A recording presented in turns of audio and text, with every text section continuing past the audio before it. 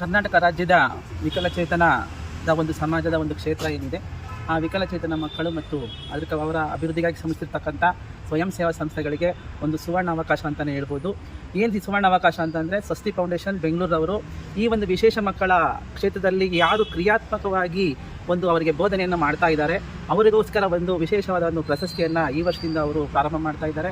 ಆ ಒಂದು ಏನು ಅವರು ಕೊಟ್ಟಿರ್ತಕ್ಕಂಥ ಈ ಒಂದು ಅವಕಾಶವನ್ನು ಎಲ್ಲ ವಿಕಲಚೇತನರಿಗೋಸ್ಕರ ಶ್ರಮಿಸಿರ್ತಕ್ಕಂಥ ಸ್ವಯಂ ಸೇವಾ ಸಂಸ್ಥೆಗಳು ಉಪಯೋಗಿಸ್ಕೋಬೇಕು. ಹೇಗೆ ಅಂತಂದರೆ, ಆ ಒಂದು ಉಪಯೋಗ ಮಾಡ್ಕೊಳ್ಳೋದ್ರ ಮೂಲಕ ಏನು ಕ್ರಿಯೇಟಿವ್ ಸ್ಪೆಷಲ್ ಎಜುಕೇಟರ್ ಅಂತ ಕೊಡ್ತಾ ಇದ್ದಾರೆ, ನಿಜವಾಗಲೂ ಒಳ್ಳೆಯದಾದಂಥ ಒಂದು ಪ್ರಶಸ್ತಿ ಅಂತಲೇ ಹೇಳ್ಬೋದು. ಈ ಥರದ ಒಂದು ಪ್ರಯತ್ನ ಇದುವರೆಗೂ ಯಾರೂ ಮಾಡಿಲ್ಲ, ಅದನ್ನು ಮಾಡ್ತಾ ಇದ್ದಾರೆ. ಎಲ್ಲ ನಮ್ಮ ವಿಶೇಷ ಚೇತನರಿಗೋಸ್ಕರ ಶ್ರಮಿಸಿರ್ತಕ್ಕಂಥ ನಮ್ಮ ಸ್ಪೆಷಲ್ ಎಜುಕೇಟರ್ ಏನಿದ್ದಾರೆ, ವಿಶೇಷ ಶಿಕ್ಷಕರು ಅಂತ ಏನು ಕರಿತೀವಿ, ಇವರು ಈ ಒಂದು ಸದಾವಕಾಶವನ್ನು ಉಪಯೋಗಿಸ್ಕೋಬೇಕು. ಹಾಗೆಯೇ ಈ ಸ್ವಸ್ತಿ ಫೌಂಡೇಶನ್ ಅವರ ಒಂದು ವಾರ್ಷಿಕೋತ್ಸವವನ್ನು ಇದೇ ಆಗಸ್ಟ್ ತಿಂಗಳಲ್ಲಿ 28ನೇ ತಾರೀಕು ಇಟ್ಕೊಂಡಿದ್ದಾರೆ. ಈ ಒಂದು ಕಾರ್ಯಕ್ರಮದಲ್ಲಿ ಅವರು ಏನು ಮಾಡ್ತಾ ಇದ್ದಾರೆ ಅಂತಂದರೆ, ಒಂದು ಸಮಾಜಕ್ಕೆ, ವಿಶೇಷ ಮಕ್ಕಳಿಂದ ಒಂದು ಸಮಾಜಕ್ಕೆ ಒಂದು ಹೊಸವಾದಂಥ ನವನೆಯಾದಂಥ ಒಂದು ಮೆಸೇಜನ್ನು ಕೊಡ್ತಾ ಇದ್ದಾರೆ.